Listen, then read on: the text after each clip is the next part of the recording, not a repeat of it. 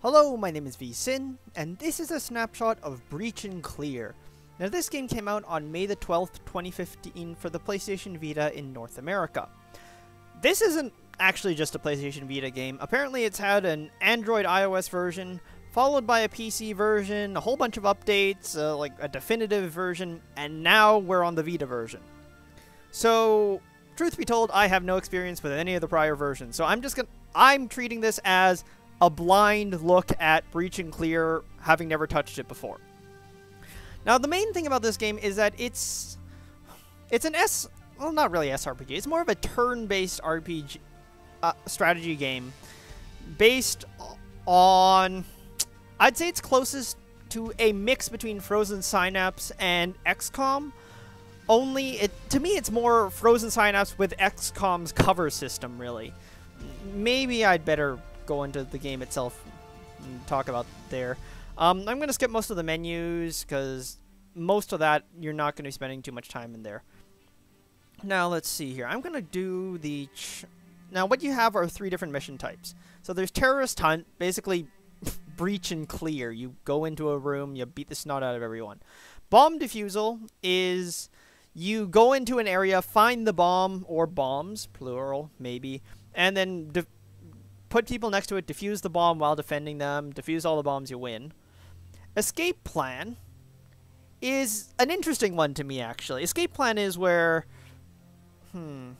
Let's do an escape plan later, but escape plan is where you basically are pre-deployed in a really bad situation and you have to get yourself out of it. But otherwise, it's basically a Breach and Clear mission if you can extract yourself from it without getting horribly murdered. So let's go into a terrorist hunt. We'll go into China, which is the ship. Let's do Operation Silent Dusk because it isn't too difficult. Like Operation Western Exit, nah, this doesn't have too much cover. It's basically turn 1, blow everything up. Low orbit is too tedious. Let's do, yeah, Silent Dusk. You also have a difficulty setting down there. UAV is whether or not you can see all enemies before deploying, but for that, you need to buy UAV consumable, and there's a whole other system behind that. Now, let's get into deployment, and I'll show you what's going on in here.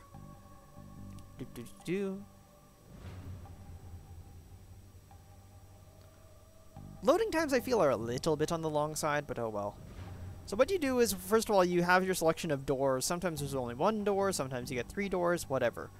In this case, there are 2 doors. You can do it from 2 flanks if you so desire, or you can throw everyone in on the same side. I prefer to deploy everyone at A. Now, for this, you do actually have both touchscreen and hard controls. In this, for deployment, for example, I just prefer using touchscreen because you can quickly do that. Naturally, there is touchscreen because this used to be a mobile game, so whatever. One of the other things before I quickly get into the game I'd like to talk about, though, is text size. Text is bloody fucking impossible to read in some places. Like, door A breach stacking setup. Okay, fine. Now try to read the word weapons sergeant. I definitely know you won't be able to read that because if anything at all screws up the encoding, the small text is brutally difficult to read in this game. And it's mostly fluff, admittedly, but whatever. You also pick breach types, but I've never really used the explosive breach, so whatever. So here you go. You have your 4 different units. You can cycle through them with a touchscreen, or you can cycle through them with L and R. So you have your movement and tactic options. Inventory is stuff. Information is just information about people on the screen. So anyways, movement. You can choose your movement speed. It basically affects your... Moving slower increases your accuracy. Let's move in here now. Let's see. This guy, I want to lead. I want to get him behind cover immediately. Now what you do is you can see the red reticle. You select one of these circles on the ground. Those are floor tiles. Each tile has a certain cover value. After that, what you do is you... Oops. So you click, and then you use the left stick or the touch screen. This is where I prefer the left stick. And you can change what your firing arc is. You will quickly react to stuff in your firing arc. If an enemy sneaks up behind you, for example, you will actually still spin around, but you'll take forever to do so. I'll just quickly take a position in the room. Consider it done. Fire everyone down that way. Hopefully, if there's anyone here, they'll just die from breaching the breach. And then this guy... shoot. Check your corners. Let's see.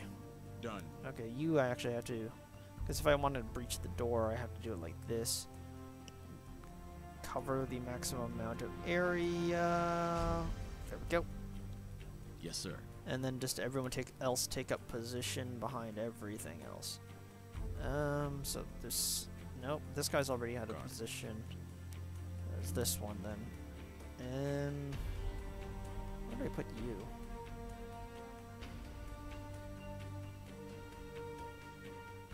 Stay sharp. Go there. Oh, okay. Oh, that's the Yes, sir. slot that I don't have yet. I could just fire down here then. Alright. And once you're done, you press start. Got it. And then just see what happens. These guys there just get gunned down. And resolve the turn. Alright, so from here we have a whole bunch of enemies in there that are all just crowded around the door. I know that there are some enemies in this room as well. I just don't know when they'll decide to pop out. So what we need is we need a way to deal with people. Now let's see here. Yes, sir. Faircloth is right in front of the door, so what we can do with him is just throw a flashbang into it. Actually, since he's the guy with the frag grenade, let's just throw a frag grenade instead. Or should I do the flashbang? Let's just do the frag grenade, I think.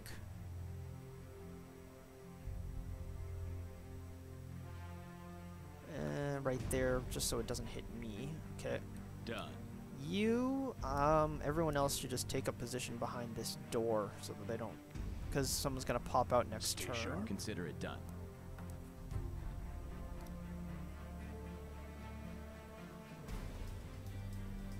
Okay. Oops. Consider it And done. then you... move in there. Let's see what happens. Yes, sir. Move. Frag out. Okay, so I got all three in there. Everyone in this area is down. So that means I should be able to rush the other room then.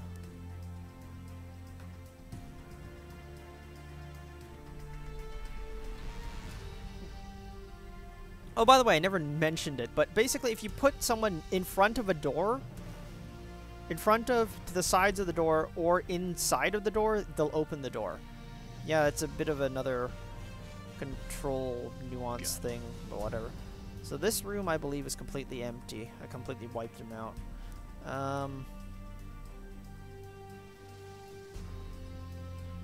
Put you here. Done. And then just have you rush in. And then put you on the opposite wall, shooting in. Consider it done. And that should finish this mission. There we go. It is clear. And that clears out the room. And that's basically one of the more basic breaching clears. Again, it's one of the easier ones for me anyways, because I already figured it out. Let's pick now... You know what, let's do the same mission. Let's just quickly... Basically, after this, you say, how long did it take you, how many people got wounded, people get XP, whatever. Now, I'm going to save and quit real quick instead of going to the next mission. And I'm going to do the exact same map with the... not the bomb, because I think the bomb is going to be fairly simple. You just rush into a room, send everyone at the bomb while defending the door. Not the biggest deal in the world. So instead, we're going to change it to escape plan... China, and Operation Desert King again. This time, again, I'm sticking to the same room layout because A, it's simpler, and B, it makes it more consistent to demonstrate this game. I just prefer this because, like, this mission will actually completely fuck you over if you screw anything up. I think, like the Afghanistan missions are really easy, but after that point, especially China and Germany, they really start to become difficult. The objective here is get everyone to the extraction point. Now, let's see. Where the hell is everyone? So, that guy is stuck in a 2v1 for no good reason. This guy is stuck here. Okay, so this guy is basically stuck in no man's land, more or less. The guys in this room are in the best defensive position because this guy is technically in cover. And this guy over here has actually a very good position. However, this guy right here is fucked. Like, I have no idea how I'm going to get this guy out. This guy right here can probably fight his way out of this room, but that guy has armor. You can see the red ticks are health, the blue ticks are armor. So that might take a while. Either way, this room is basically safe. What I need to do is I need to find a way to get this guy out of here somehow. Alright. So, you're right here, right? Let's see. Half speed.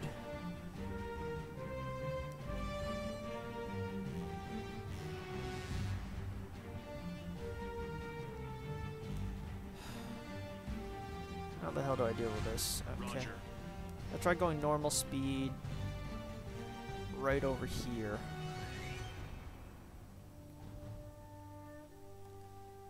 Because I want to at least get one of these guys down so I can immediately move to breach. Because otherwise that guy over there is screwed. Stay sharp. This guy over here...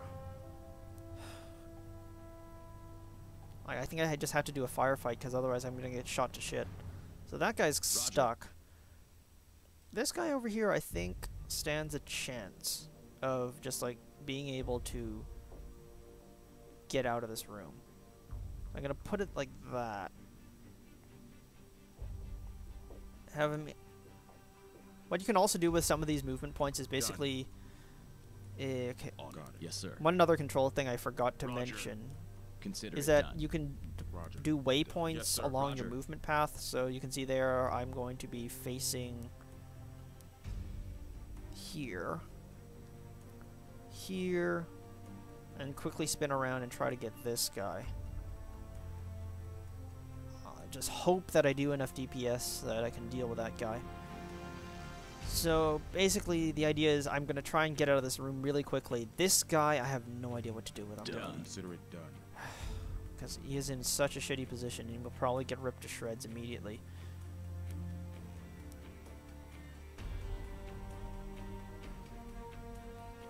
I don't know, flashbang? Just blind everyone? Let's see if that works. Check your corners. Alright, let's see. Nope. Nope, couldn't manage to do it.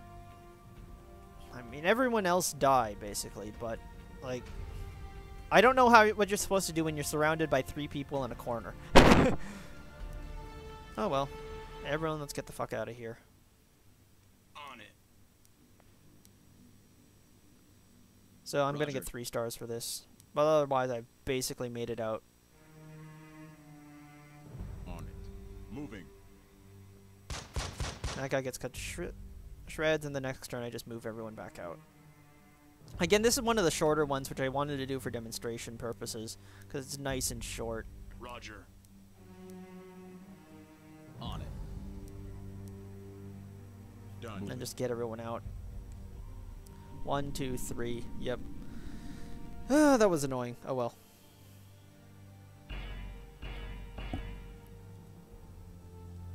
Yeah, I have no idea how... If someone in the comments can figure out how to get that guy surrounded by 3 people out of that situation, then please. I don't know, maybe you have to give him a shotgun or something. Either way, let's save and quit. Let's move on to the next one. Now I'm going to start talking... one last mission, I'm going to talk about technical issues. I'm just going to go in and immediately get back out. Okay, because so far you've seen, you know, it looks fairly decent, maybe a bit of a low frame rate. It looks... like, on my Vita, it looks 30 FPS, which is okay, I guess. Let's talk about... let's use escape plan again. Turkey. Which mission? I believe Bandit's Draw or Lightning Focus. Hot Gates. Let's see. I believe it was this one. Because there's a couple of technical issues. This game was made with Unity, so they basically... I don't want to oversimplify it and say push button to receive Vita version, but it's basically that sort of thing. So they didn't... I don't think they put a ton of optimization effort into this. And it really shows in levels like this Turkey level. I'm going to show you for... Team, stack up. You see that frame rate? I think it's really obvious. Yeah. And it really shows up in the menus too. Again, it suddenly makes the game incredibly sluggish to handle and clumsy and fuck this everything. Like, this makes it slightly better, but even then, like, zoom out a little bit so you can see the whole battlefield, and oh god, it's a slideshow. So enough about this. Let's go back to the main menu, and you can go through the other menus later, but... should I do a bomb mission anyways? I don't know. Nah, I'm not going to bother with a bomb mission. It looks basically the same as the other missions. You just kind of figure out where the bomb is, rush everyone to the bomb, and then repeat. Rinse, ladder, repeat. I guess if I wanted to show you one mission with slightly more interesting terrain, it would have to be something like this, where... Escape... Ah, shit. Escape plan? Let's just... Fuck it, do an escape plan. This one will take me a little bit longer, but... It's not just, like, inside... Like, the levels I showed you earlier were, a ship or inside of a crowded marketplace sort of thing. This is more outdoors, so there's no door to kick down. You just kind of walk through a hole. Team stack up. Let's see, where is everyone? Oh, great. There's a sniper. Oh, good. There's someone right next to the sniper. That actually is decent. Where the hell is everyone? Done. Yes, sir. Okay, so you're in a really shitty position, but you do have some defensibility. And basically what I immediately want to do is just get you on the other side of the tree. Just get you out of the sniper line of fire. Stay sharp. You are in actually a very good position just to deal with everything that comes your way. So I'm going to have you hold. Consider it done. Levine. Oh wow, this is actually a really good positioning, believe it or not. Okay. Now I think what I want to do is I want to go backwards over the bridge. It should be safer.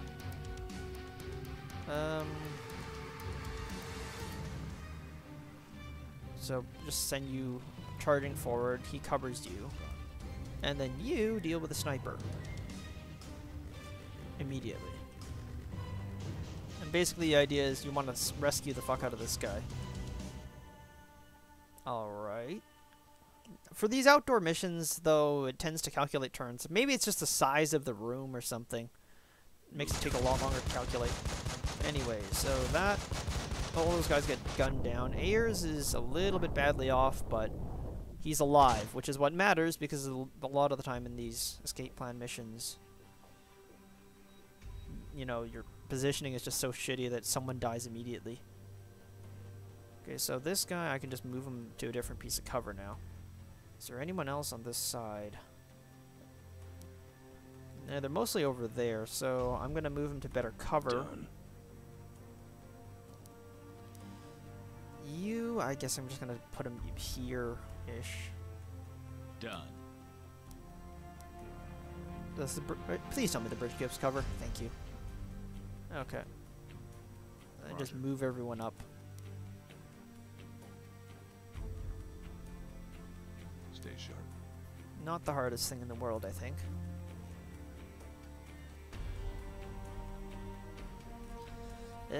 Calculating turn. I blame the Vita for not having enough processing power. So this should be the ineffectual turn when nothing really happens.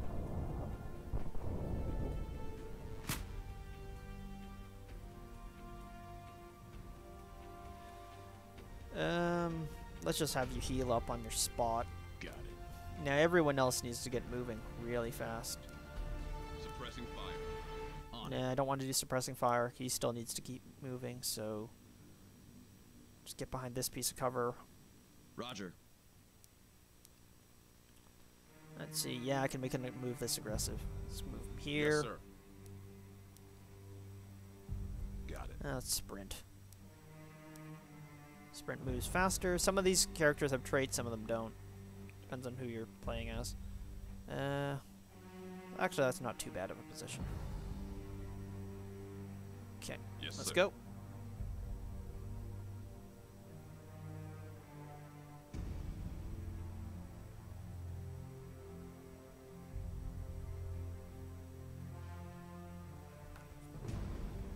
Move.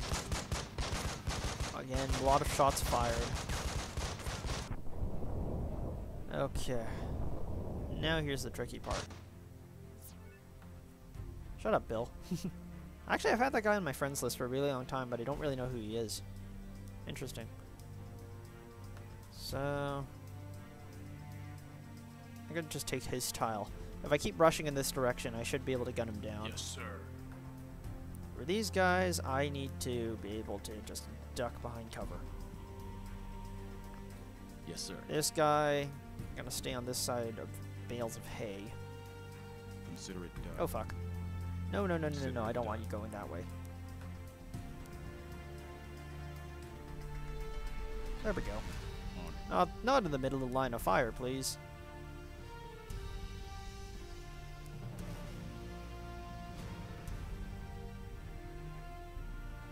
On. Rush forward. Hopefully Eldracity doesn't get gunned down immediately. Okay, good. Got him.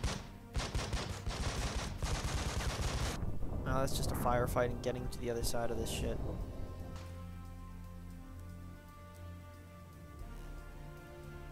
On it.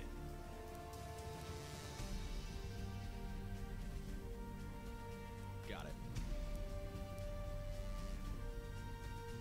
Done. Everyone get behind this one bale of hay. Hopefully there's no one following us from behind. Okay, and hopefully that one guy, these two guys hanging out over here will just leave us alone and we can run away. Extract. Got it. Extract. Roger. Extract. Got it. And extract. Let's get out of here. Check your corners. Moving.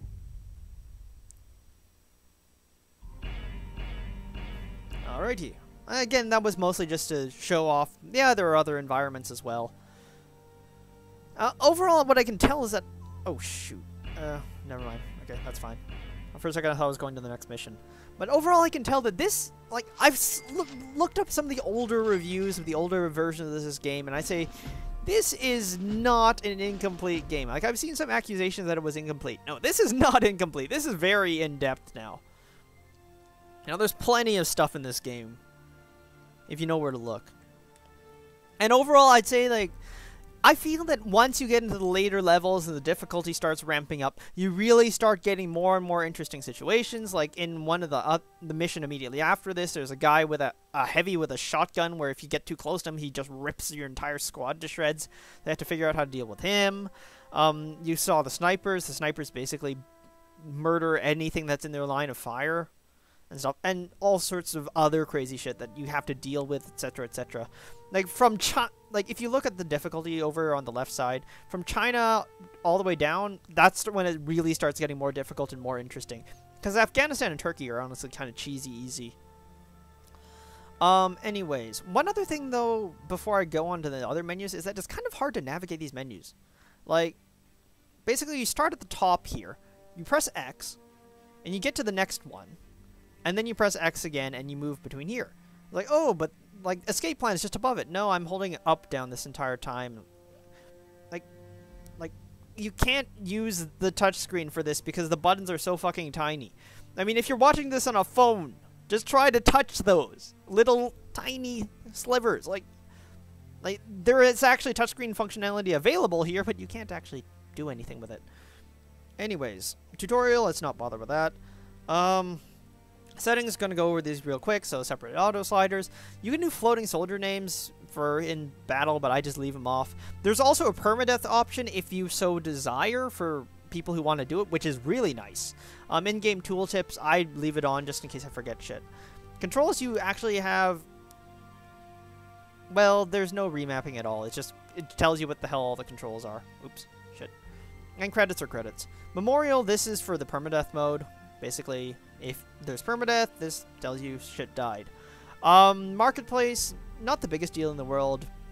You basically have your guns, a billion different types of assault rifle. There's submachine guns, and there's one sniper rifle that I've got unlocked so far, a couple shotguns. Weapons have different stats, accuracy, noise being if it alerts people, because there is that sort of system in here, damage, rate of fire, and range. Range is more like effective range, but whatever. And so forth. You have different weapons that you can get, as well as these weapons down here that I don't know about and don't know how to get. All these different pieces of equipment, like optics, IR, grips, lights, and lights, all are just accuracy upgrades for some reason. Then there's suppressors that are mostly there for noise mitigation if you are trying to be stealthy. Gas systems, these are apparently just damage modifiers, damage versus rate of fire versus whatever. Triggers as well, which do have various different effects. There's also gear, headgear. Headgear actually has stats on it.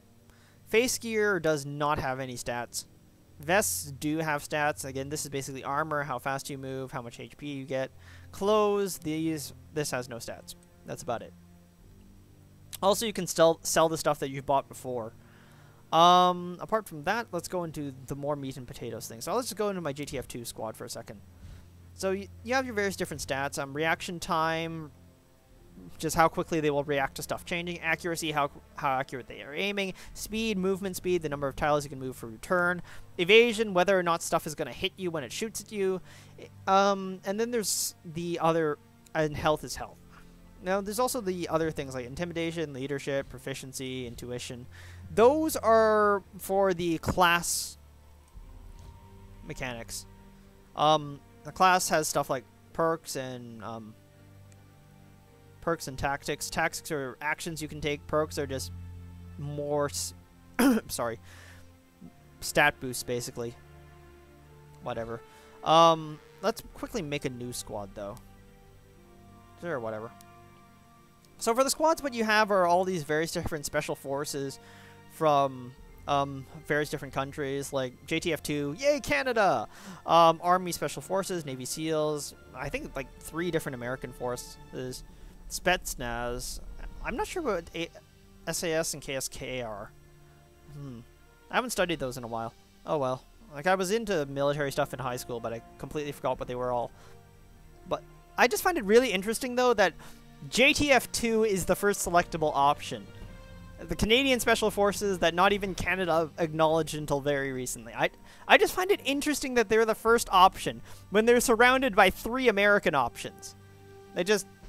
Clearly there must be a Canadian dev on there.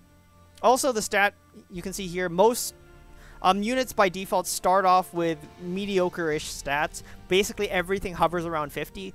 This boosts all squad members to that stat. Let's just pick Spetsnaz, because why not? Let this load first.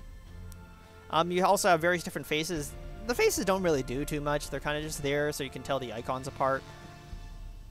And then you have these different classes. In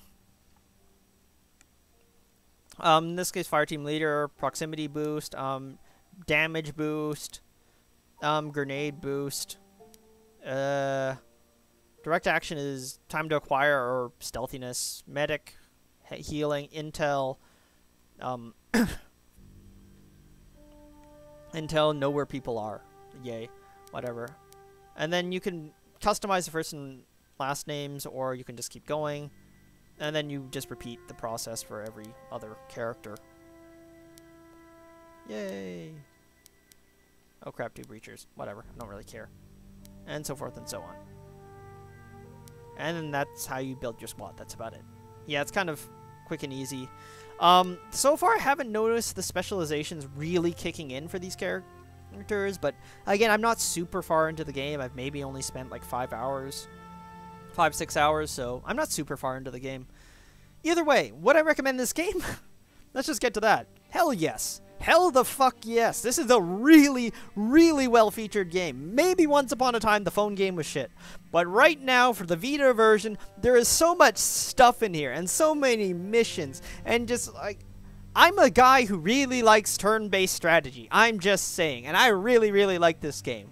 You know, I think it blends the best parts of something like Frozen Synapse and something like XCOM, because, like, quite frankly, again, I'm just going to deviate for a second. My background is in Fire Emblem, and having the Fire Emblem-y sort of, you have a chance to do absolutely fuck all if you make this action, just really sucks for a game like this that takes place in sort of real time.